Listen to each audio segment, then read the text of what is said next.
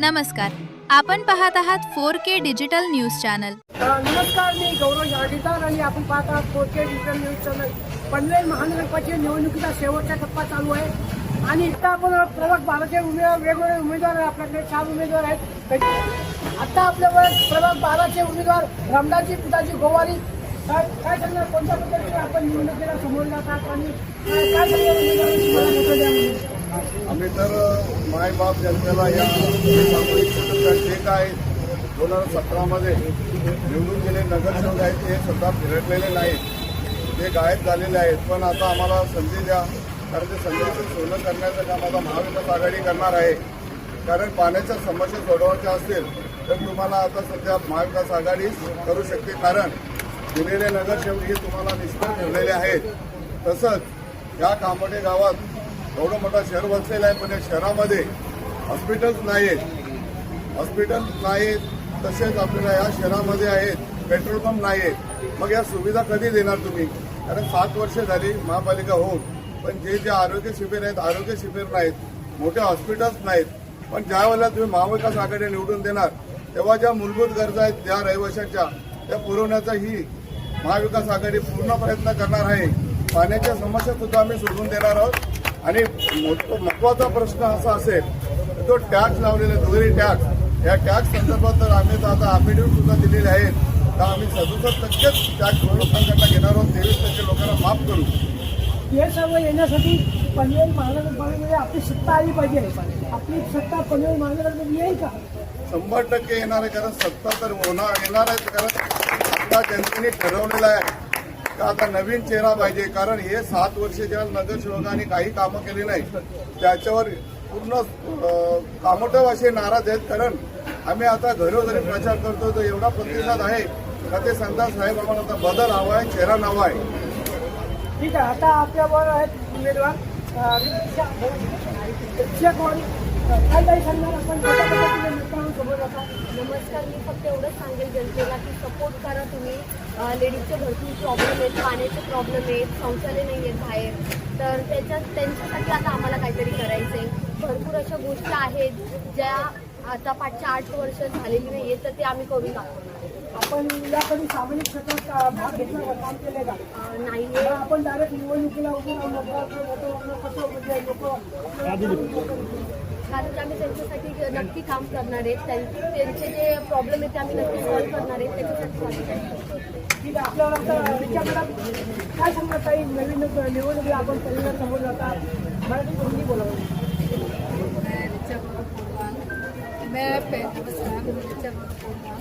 मैं पहले जो इलेक्शन लड़ी हूँ, मैं एनजीओ चलाती हूँ, 30 साल से मैं एनजीओ चलाती हूँ, तो मैंने महिलाओं के लिए बहुत कुछ किया है। अभी यदि आप लोग मुझे छुट्टी लेके आते तो मैं आप लोगों के लिए कुछ करूँगी। ठीक आहे, कुछ करूगी बोलूया। ठीक आहे, आपण आशा करूया की आपल्यासाठी काहीतरी करते। आता आपल्या प्रिया मॅडम काय सांगणार? आपण प्रिया गोवारी आहेत। मी प्रिया सुनील गोवारी, मी आता पहिल्यांदाच निवडणूक लढवते, तर तुमच्या मदतीची गरज आहे। तुम्ही नक्की आम्हाला विजयी करा। मी जरी उभी असले तरी माझ्या पाठीशी सुनील भाऊ गोवारी आहे, ते त्यांचं काम तुम्हाला माहितीच असेल, सगळ्या लोकांनी बघितलं एवढ्या वर्षात त्यांनी कामोट्यासाठी किती काय काय केलं आहे आणि आता अजून आपल्याला कामोट्याचा विकास करायचा आहे, कामोटा बदलायचा आहे। मेन म्हणजे पाण्याचा प्रश्न जो सोडवायचा आहे। आम्ही जिथे पण प्रचारासाठी जातो तिथे आम्हाला एकच प्रश्न विचारला जातो की आमच्याकडे पाण्याचा प्रश्न पाणी येत नाही, तर हा मेन मुद्दा आहे। तर पाण्याचा प्रश्न सोडवण्यासाठी तुम्ही आम्हाला विजयी करा, म्हणजे आम्ही तुमचे आणखी दुसरे पण मॅडम असं बघितलं आहे की महिलांसाठी शौचालयाचा खूप प्रॉब्लेम आहे, मार्केटमध्ये बुलढाणा सेक्टरमध्ये फिरायला, याबद्दल आपण काय प्रयत्न करतो? नक्कीच आम्ही महिलांसाठी शौचालय उपलब्ध करून देऊ आणि हे प्रश्न आम्हाला देखील विचारले गेले की शौचालयाचा सुद्धा प्रॉब्लेम होतो मार्केटला वगैरे गेल्यानंतर किंवा आणखी दुसऱ्या कुठल्या ठिकाणी गेल्यानंतर, तर ते आम्ही करण्याचा प्रयत्न करू, म्हणजे करणारच, प्रयत्न नाही करणारच 100%। फक्त तुम्ही आम्हाला निवडून द्या एवढीच अपेक्षा करते।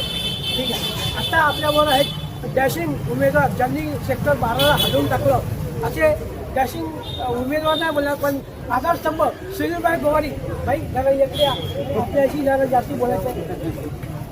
काय सांगणार आपण आपल्या पत्नीला, आपल्या कॅन्डिडेटला कशा पद्धतीने निवडून आणणार? तुम्ही पत्रकार आज बघताय परिस्थिती कामोड्यामध्ये काय आहे. प्रभाग 12चा उमेदवार जे आहेत एका ताकदीने नाही तर सर्व कामोड्याला फिरवून टाकलेत. आज स्टार प्रचारक म्हणून आमदार मंत्री लोक बोलवायची पाळी आली. 2017ला ही गोष्ट नव्हती, परंतु कामोट्यामध्ये जास्त जिथे जिथे त्यांना वाटतोय तर जिथे आपल्या सीटांना धोका आहे तिथं आमदार खासदार मंत्री सर्वांना बोलवण्यात येत आहे. परंतु आम्ही अजून कुठलाही स्टार प्रचारक बोलवला नाही, कारण की आमच्या लोकांमध्ये जो प्रतिसाद आहे तो प्रतिसाद अतिच आमची ताकद. आपण शिवसेनेचं शिवसेना शिंदे गटाचे आंबोडे शहर प्रमुख होता. आता आपण मशाल चिन्ह घेऊन आपल्या कॅन्डिडेट उभा केला. ही एक प्रकारची बंडखोरी नाही का?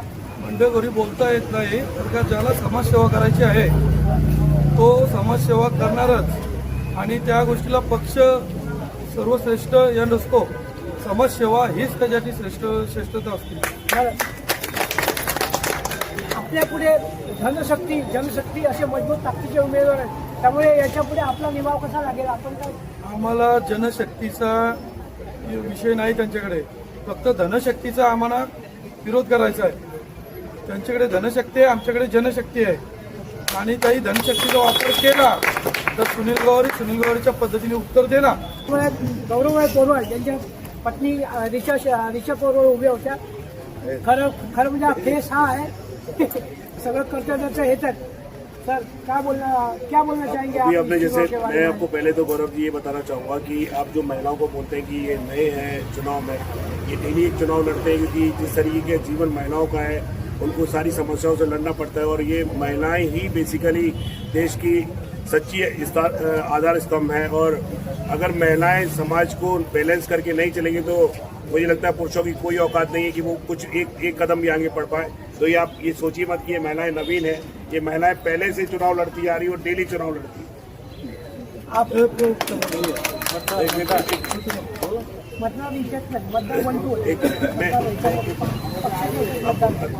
और मैं मतदार राजा को ये जरूर बताना चाहूँगा कि इस बार उनके हाथ में ही सारी चीजें हैं.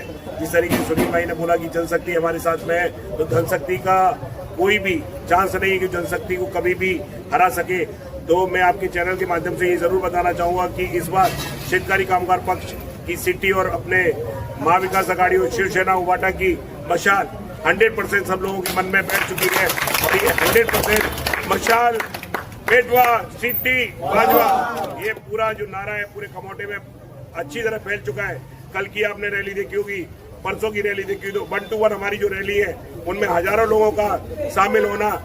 शेतकारी कामगार पर जो महाविकास आघाड़ी की जीत 100% जनता ने तय कर ली है. मैं आपके चैनल के माध्यम से बताना चाहूंगा कि आप लोग लड्डू तैयार रखिए मिठाई खाने के लिए.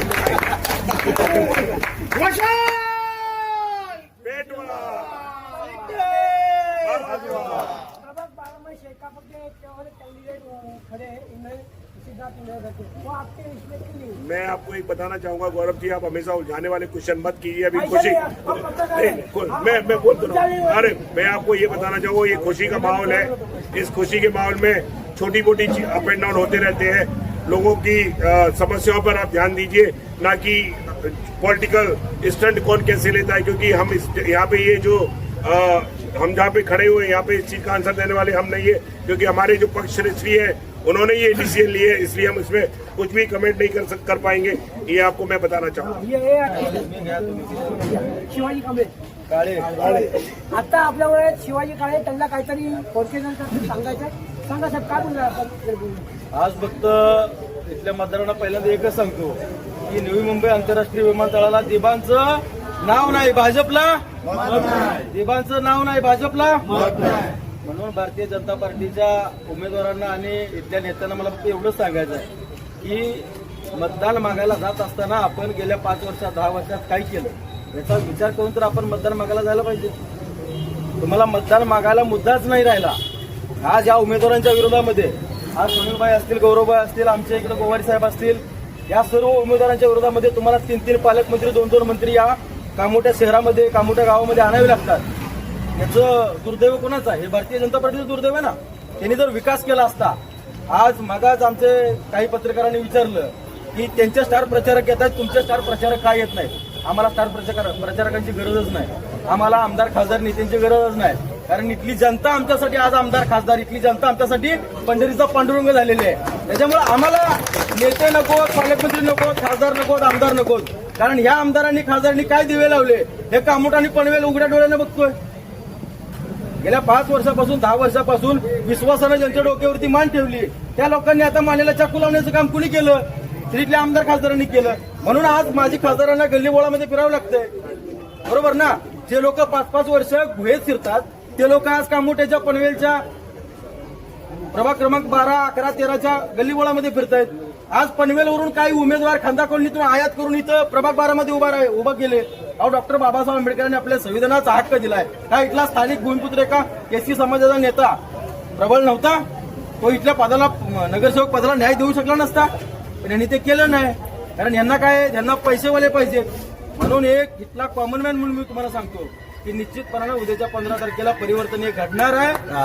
आज दिल्लीपासून ते दिल्लीपर्यंत सत्ता यांची असताना सुद्धा आज यांना सुद्धा कळून चुकलेलं आहे की आपल्या पायाखालचे वाळे घसरले.